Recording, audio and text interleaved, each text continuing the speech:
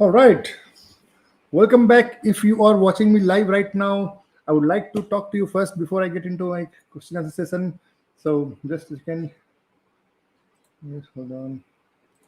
I hope all of you are able to see me live right now. All right. So if you're watching us live right now, why don't you say I see a lot of you are online right now. So if you can talk, you say hello to me and which city you're logging in from, then we can talk further and I'll get started. So first, let me give you some background. What is the agenda behind the live session today? Every week I do a session on growth and career. Every Saturday I do a live session with some selected group of people who are part of my regular growth sessions. And I get a lot of questions which people ask me generally. And obviously every session we have a limited time, so obviously I cannot answer all the questions. So what I do is typically I answer some of the questions and some I could not. And then in the entire week I also get a lot of people who send me emails with a lot of questions and I try to reply them. So the problem with replying each and every mail is that many questions which people ask can be helpful to a lot of my other students who can also get benefited. So I thought if that is the case, rather than replying each and every mail individually, if I can answer these questions in a forum where a lot of other people can get benefit, then I think it will help a lot of you. So that's where this session started from. So if you are watching us live right now, then you can immediately, if you have questions related to any career, so this typical questions I would like to ask you.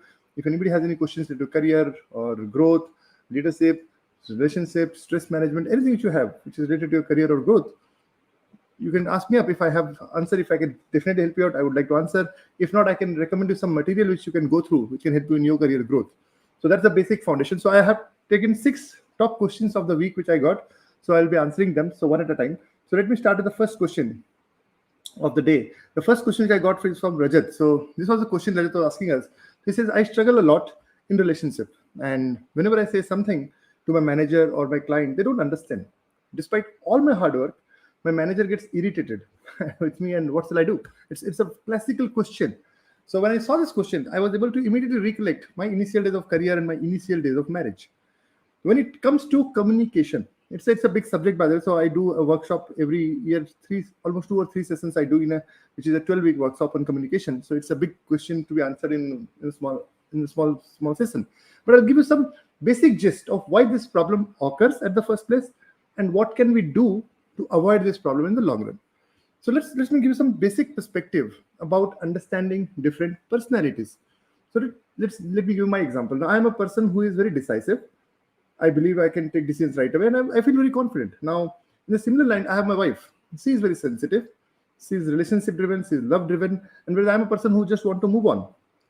The typical problem which I was facing was, now I'm a person who will take decisions, and my wife will, without even consulting her, because I believe what's the point in talking to her, because this is something I can take my own decision.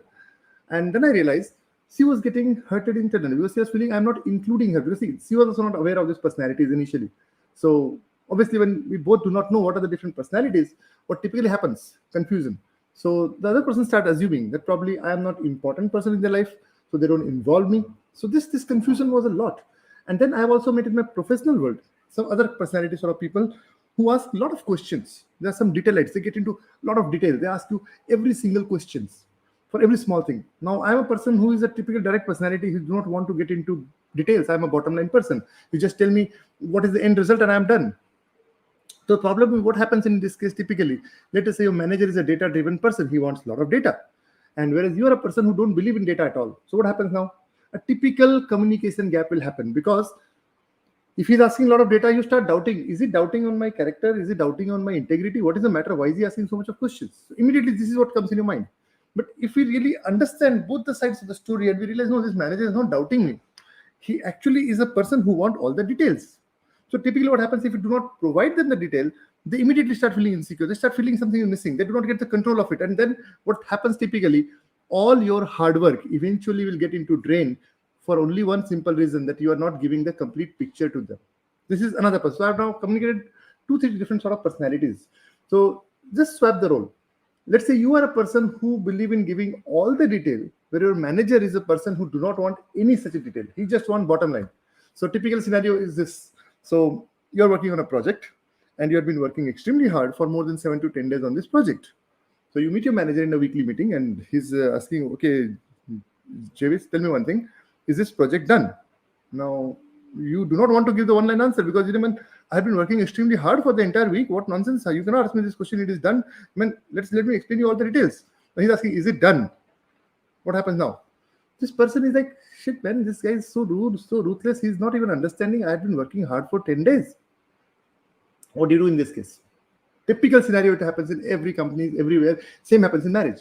Now let's say you understand these personalities. Take an example. So I'll give you 4 simple set of personalities. Somebody who's direct and decisive, somebody who's very interactive, somebody who is very sensitive, and somebody who's quite calculative personalities. So what do you need to do? If you see somebody who is a decisive and direct person who do not have patience for things, do not try to get into detail. So if they ask you, Javis, is it done?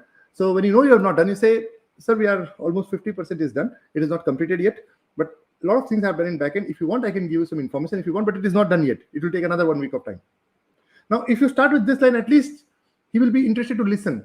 Now, what is this biggest area doing? A person who is wanting bottom line answer, you are trying to explain him all the details. So first, give him the straightforward answer. No, this is not done. We have done 60% of it. All things are accomplished. These things are left. But if you want, I can give more details. Why it has not been done. I can give you a lot of answers. If you want, I have this information for you ready. If you ask, give it. Otherwise, not. Now, swap the role. Your manager is wanting all the details, and you do not want to give the details. You are a person who's like, it is done. You don't even want to fill the time sheet also. What do you do in this case? Very simple. So when he's asking this question, do not get irritated first, because it's not that he's doubting you. If you ask, he will ask everybody the similar questions. So what is the first thing you should do? When you talk to somebody who is a detailite, who want all the details, do not try to skip any detail. Give them minute detail. So they will ask you, is it done? They will not ask you, is it done? They'll ask you, what all things you have done in this project? Can you show me the log file? Can you show me this? They'll ask you all the details. What you should do?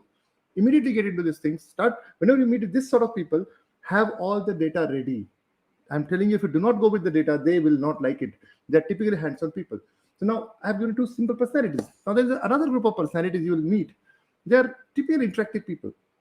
They believe in a lot of interaction. If you meet with these people, what do you do? Allow them to talk a lot, because they will always try to, let's go for a meeting, let's go for a coffee meeting. They will be like interactive person. If you talk to them and you are somebody like workaholic, you'll feel, and what nonsense is wasting so much of time of me, so many meetings he's calling.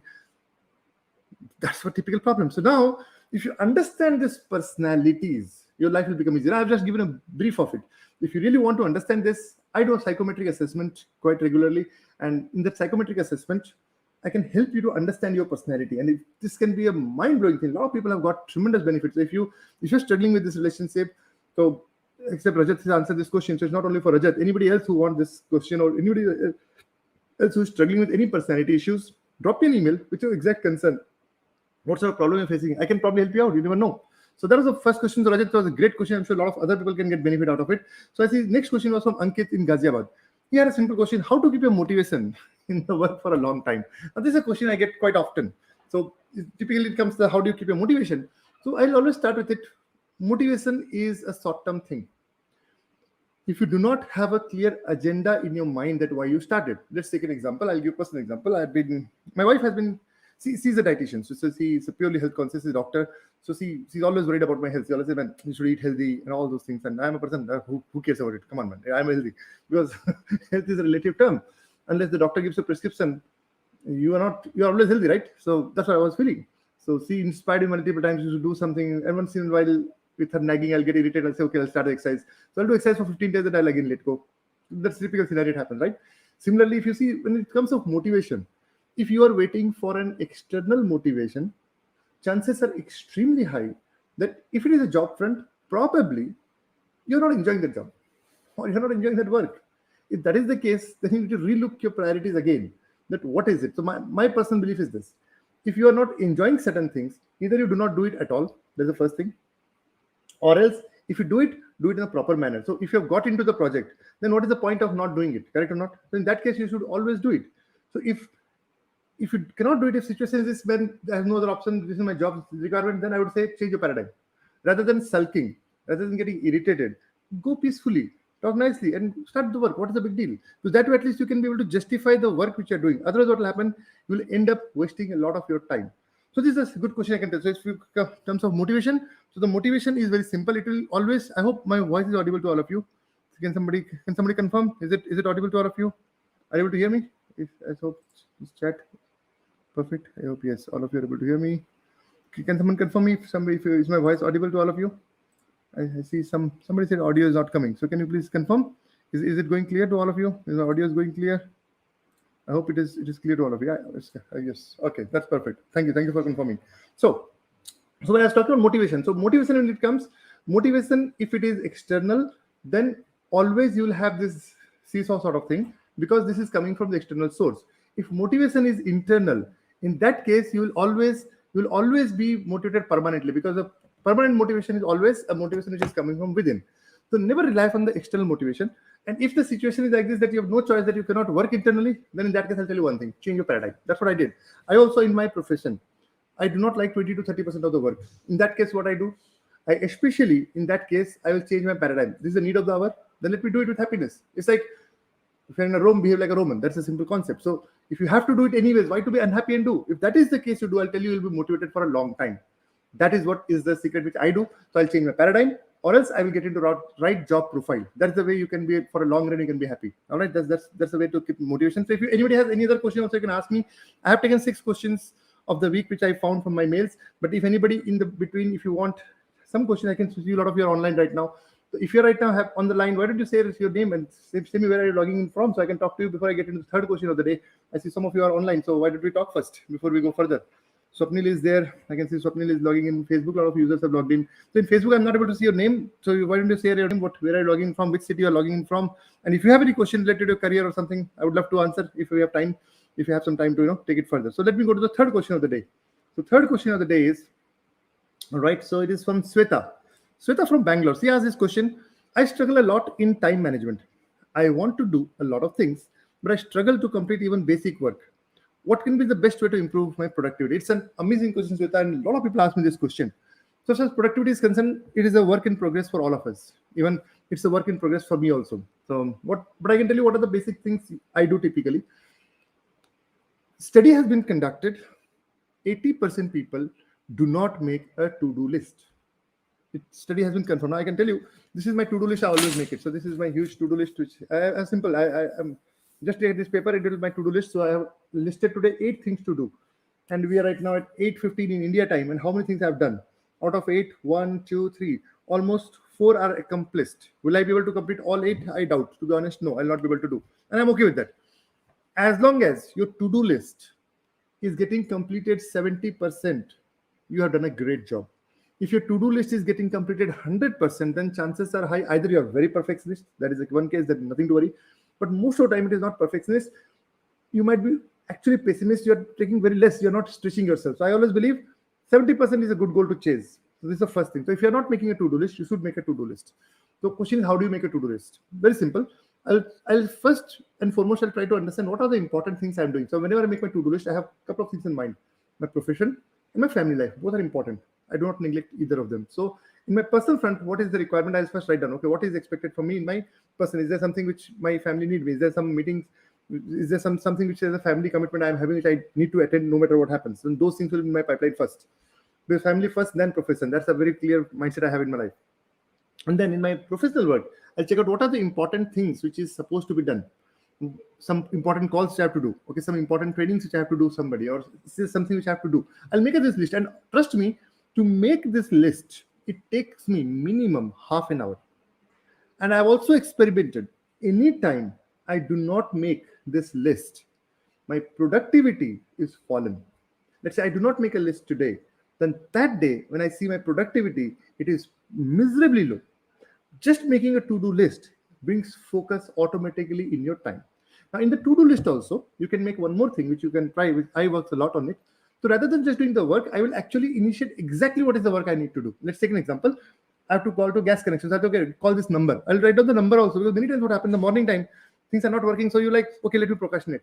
Because if it is not right in front of you, you will not do it. So what I do, first two or three works, I'll make sure that they're right in front of me, so that I'll not delay no matter what happens. So that is a basic way I'll start my day. So this is how a to-do list basically concept works. So this is what I have been doing consistently. So if you guys also want to do it, you can follow it. It will really work out for all of you. So this is the first thing I'll recommend to all of you, right? So now let's come to question number 3. But before that, I see a lot of you are online. So why don't you guys introduce, so I can talk to all of you. So that will be great. All right. So let me come to question number 3 now. So okay, Jatin from Mysore had a question. He had a question. I struggle a lot in setting up my priorities. What is the best way to decide the right priority? That's a great question, Jatin.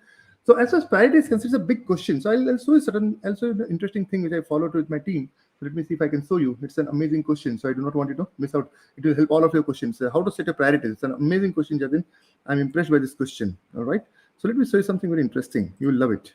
Okay. So this is what I would show you. I'll show you two wheels, which I typically show in all my training sessions to all my students. This will help you for sure. So this is what I'll say. Whenever it comes about how to set right priorities, this is what I would say the graph. Okay. So when it comes to showing the right priority, let me share the screen with you. All right, sharing your slides. Okay, here it is. Okay, just a share. Just share button, share screen. All right, share.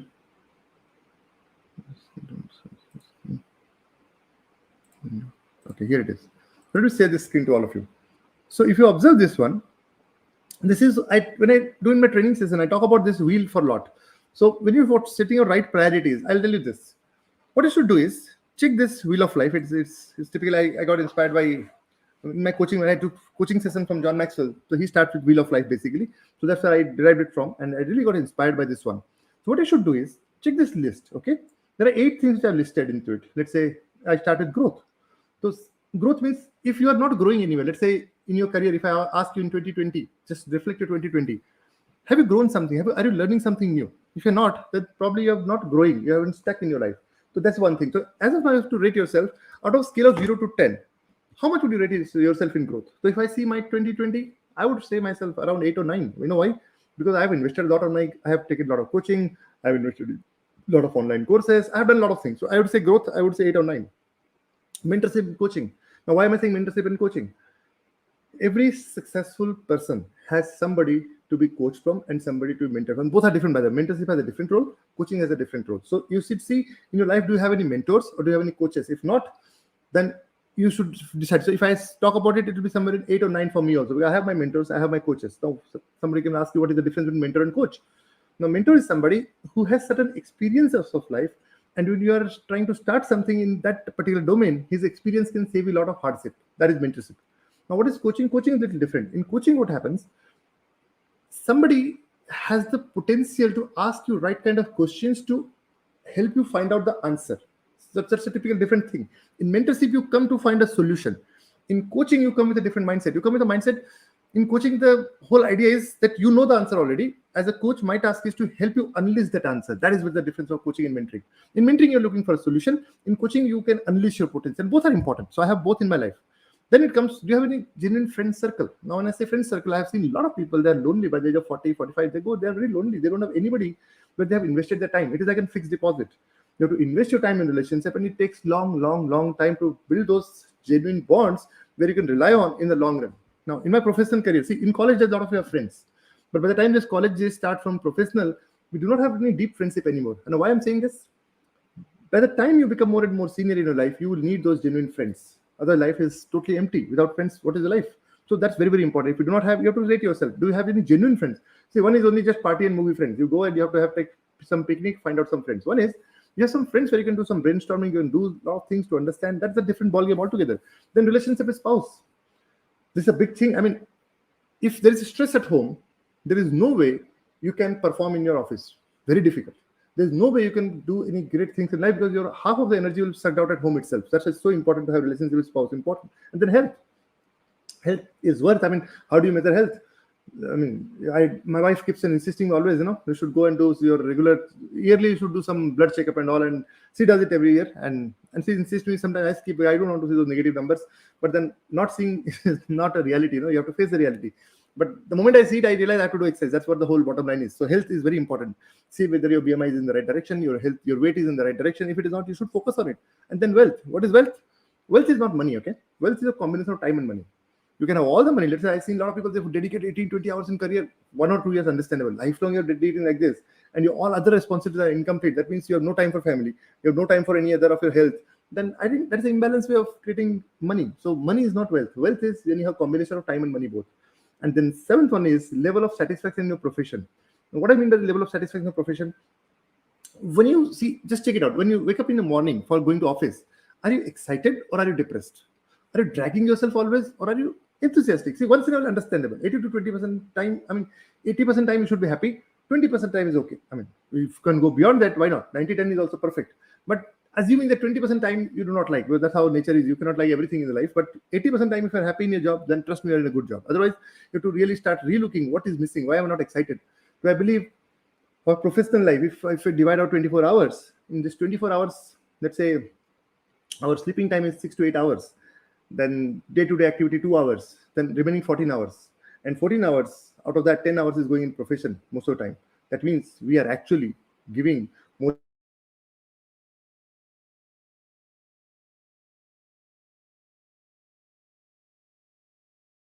understand this, it can help you out. So this is what I wanted to share in this question. So Jatin, I hope this question, not only Jatin, all of you could have all of you could have got benefit. So I see, yes. All right. So Swapnil has a question. So this is a live question. So let's see what Swapnil is asking. So Swapnil's question. So here's Swapnil's question. I want to pursue side hustle in finance. I want to be a content creator on LinkedIn and YouTube. I work in oil and gas. Although both needs doesn't conflict, but still I am worried. What if my manager sees that as a conflict? Very nice question, Swapnil. So first, let's understand, Swapnil, the whole idea of what is the goal. You want to create, if I understand correctly, Swapnil, what you're trying to do is you're trying to create an income source so that you do not want to do job lifelong. That's the first thing, if I'm not wrong. So two things I'll tell you. If I see your interest is in content creation, slowly you try. If I would be in your shoes, what I'll do, I'll not think from an income point of view right now. So always remember, income should not be the goal to start any profession or any passion. If you're passionate about it, eventually you'll come to a level where people will start paying you. You know how I started my coaching business? So initially, first 5-6 years, I invested a lot of time. I started learning. I started helping people. I started solving people's problem. Then I realized people are able to get benefit from my coaching and training. Then I said, I can make it a profession also. And eventually, I became a full-time coach and trader. Eventually, it became in 2014, I came out of it and I started doing full-time coaching and training business. So it was side hustle for a few years. In the side hustle, first thing first, do not mess up your office hours. So first thing I'll tell you, let's say your office hours, you're doing the work. As long as you are working properly, I don't think any manager will be attacking on you. Except if you're blogging on some areas which will conflict your job, then you should definitely take care. But otherwise, in today's world, creating a social brand, nobody will stop you. So focus on your brand building. What you should do, write a content. Find out which area you want to write a content. On a weekly basis, write down. Consistently write down. And that nobody will stop you. I mean, you have seen a lot of people at a CEO level who write a lot of blogs on a regular basis. So I don't think this will conflict with the job. This is the first thing I'd say. Second thing, as far as creating an income source is concerned, it will take you some time to build yourself up so that you can solve people's problems. So initial few years, you volunteer, help people, solve the problem. Once you start doing it, let's say you're a content creator, you want to write content for somebody, write it down. Don't worry about money right now. Just go and invest your time. Create some good work. Create such a good work that people want your time, and once they want your time, they'll pay you for your time. That's the way it works. So first, go and do it voluntarily. When people start liking your work, they will eventually say, man, I want this person's work. They'll start paying you for it. And once it starts paying you nicely, then you can think of doing it full time. So that's the way you can start it out. But obviously, it'll take some time. So you have to have patience for it. So it's a very good question, Swapnil. I like the question very much. All right, so let's take the next question of our day, which I have created for it.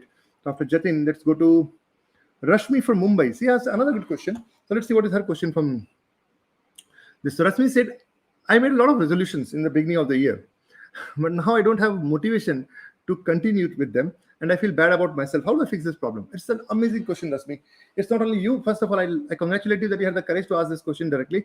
That's an amazing, because it's a situation for most of us. So all of us set our resolutions and we do not. So again, I'll go to the basics again, Rashmi. What you should do is, I showed you the wheel of life right now for some time. So what you can do is align this wheel. See whether it is aligned properly. If it is aligned properly, then in those areas where it is not aligned, let's say out of 8, 4 are not aligned right now. Okay. And in this 4, ask your heart, are you really excited? Do you really want to make it better? Let's say you're struggling in health, assuming. And if you do not believe health is important for you right now, then no matter how much resolutions you set, it will not work. How do you do it? And there's a very systematic, I do courses on, I take almost 4 to 5 weeks of session on this session where I take people through transformation. I want to create change for them. So in the best way we create a change is first identify what is the speech pattern these guys are using. I check out their speech patterns. I understand what they're trying to do, whether they really have it. I'm just take an example of weight loss. I suddenly took it very seriously for a simple reason. Me and my wife had a discussion, and it was like this. It was all at a, I mean, suddenly this discussion started at home. So we are shifting our house, and while shifting, there are a lot of old clothes which I was having. When 2016, around 16 time frame, I reduced my weight. Okay, and I reduced my weight and brought it to 78 or 79 kgs around. So that point in time, my waist size was 34. So I had 34 waist jeans and all. And I started purchase almost a new wardrobe altogether I created, which is a 34-inch of waist, all the clothes and all. And then suddenly, obviously, when you reduce your weight, it is not that it is going to be lifelong. If you do not take care of it further, you have to maintain it, right? You reduce your weight, then you don't maintain it further. You start eating junk, and then again it will come back to the same origin space. And it took some time, 5-6 years later, when I'm measuring again, it is 36 is my waist again. It has increased, and all those things, it is not working. And jeans 36 means it can go to 38 also, because jeans are stretchable. So I realized that my old clothes are not working. So we were shifting. So I said to my wife, and yes, go bech do, yaar, sell it, give it to somebody. And she said a line which struck my mind. It struck my chord actually. And at that time I was angry, but then so I said, health is not my priority. Can you believe I said this line? Because there's no point in saying I don't have time. I'm very clear. I don't want to give excuses to my mind. I said health is not my priority. So I told her out of my ego or something. I told her, and then she said nothing. When somebody is so clearly saying health is not my priority, I don't want to give excuse to myself. I don't have time and all those blah blah blah. So I'm very clear. Whenever I say something, I say it is not my priority. Because at least my brain will get alert now. So I told her, and when I was coming from downstairs to my room, and I was thinking, man, health is not my priority. What am I talking? Am I talking sense? Health is not priority, then what is the priority then? I mean, come on. If you don't have good health, you cannot pursue your great profession. I mean, I cannot continue a passion. For my passion, I need energy. I need a lot of health. What do I do? So I spoke to her, and then whole night I was in stress. Which is, you're talking nonsense. It is not what you should say. The next morning, I woke up and I said, I'll go to the gym. I started going. In our society, there's a gym. So nobody visits because very few people visit a gym. So I said, I will go to gym. I did not do exercise, and I didn't say anything to my wife, because if I commit and I feel like it doesn't look good, right? So I just went for 7-8 days consistently, not doing much exercise, but going there, try to build the rapport and momentum. And then what happened? Slowly, it was January 7th, because we shifted our new home and around 30th of Jan. Then when we're shifting and arranging things, so 7th of January we had this discussion, and after that 6th of Jan we had this discussion, and from 7th I started doing it, and today we are around 31st. I have not skipped even one day of gym. Now, what is the point which I'm trying to make out? Trust me, it's a very simple point. If you want to set any priority, if you are setting any resolution, do not set your resolution out of anybody's compulsion. Because if you are motivated by somebody else's compulsion, you will not do it once they are not there. Do it when you feel it. So what is the best way to do it? Stimulate your mind. Anything which you're not doing, tell it very upfront. This is not my priority. Just use this word, and you'll see your body and your mind will start talking to each other. You're talking nonsense. Your body will say you're talking nonsense. Just think about it. Let's say your weight is now 100 kg, and you say health is not my priority. Just say it. And then all of a sudden your life will start saying, when your health is not a priority. Let's say you're right now struggling in your job and a manager, no, changing your job is not my priority. Whatever. Just anything which you want to switch right now, or you believe you want to change it, just ask this question and tell to yourself clearly, this is not my priority. If after saying this line, your heart is not vibrating, then probably this is not a priority really. If after saying it, your heart is contradicting, man, this is not the right thing to say, then that is your priority. Immediately you'll see, start using this word, but do not give this excuse, I don't have time. Because the moment you give this sort of excuse, I don't have time or all this thing, then you know what will happen? Your brain will not even think in this direction. But if you start saying it, man, this is not my priority. Learning Java is not my priority. If you say this, let's say your job needs to learn certain scripting. There was time I have to learn Perl scripting, and I was irritated with scripting. I said the same thing I did. This is not a priority. And then one day I said, this is not a priority. I cannot stay in this job. I have to do something. I learned it. This is the best secret you can apply. And if you apply this secret and you find some success, let me know. I would love to help other people also, because it's a powerful secret. Anything which you're not able to do it, say it very clearly, this is not my priority. If you say this is not my priority and your heart is not vibrating, that means it is not a priority really. But after saying it, your heart is having vibration, man, this is not right, this is not right. That means it is your right priority. Focus on it. And you will see this is the way you can do it. Try it out. I'm sure you'll like it. This is a very simple way which I use. And the last question which I prepared for the day, which is from Ranjit from Bangalore. He had a great question. He had a question on leadership. I'm at a leadership position in my organization, but I find very difficult to influence people, and we have deadlines to meet. This is a very classical question. In my leadership training, I cover this a lot. So typically what happens, let's say you join a new company. Assume you joined in Intel. Just take an example. You joined Intel and you're a manager. So already there's a team of 15 to 20 people who is reporting to you.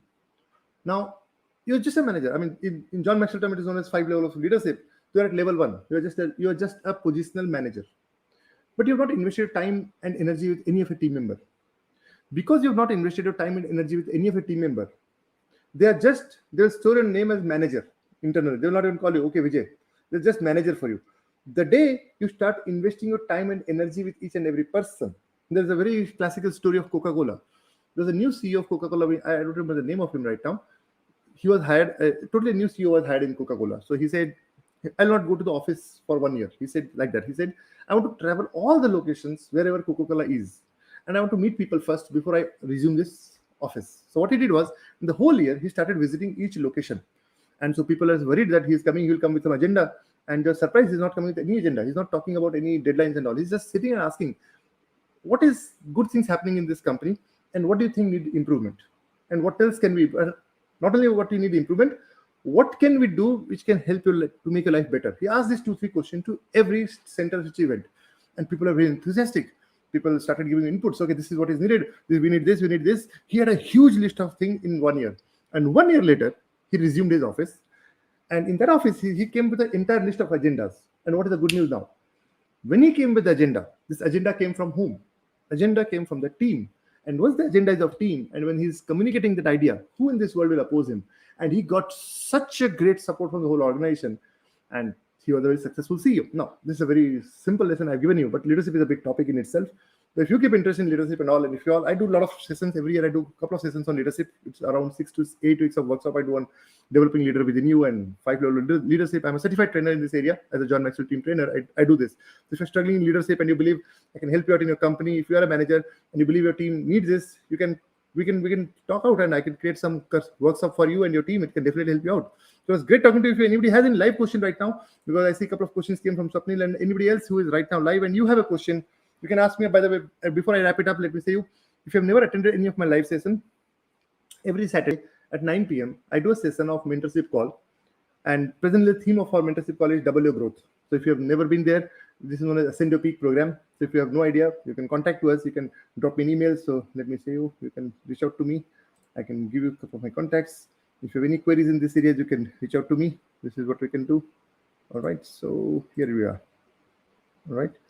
If any of the queries you have related to career or leadership, drop me an email at bijay@pim.org.in. You can drop me an email and I can help you out with this. So if you have any questions, definitely I can meet you up. And if you've not subscribed to our channel yet in YouTube, you subscribe it right now, because every Monday I'll come, and for coming few weeks at least, I've decided, a lot of questions are coming. So based on the number of questions I get, I'll come live. So I'll meet you up again next Monday. And meanwhile, if you have any question, I'd like to know. And if you attended this session anytime and you find some good questions, let me know. I can help you out with some of my experience. It can definitely be helpful.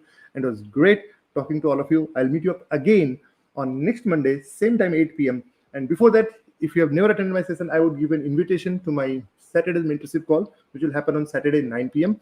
And this week, the topic which I've taken is around how to transform a belief system. So if you are struggling in belief system, this session can be very helpful. So you can subscribe to this and let me know. If you ping me up and drop me a mail for it, bijay@pim.org.in. Drop me an email and I'll talk to you further. It was great talking to you. And if you have any question, drop me an email. Next week, I'll take your question and we'll take it further. Thank you so much.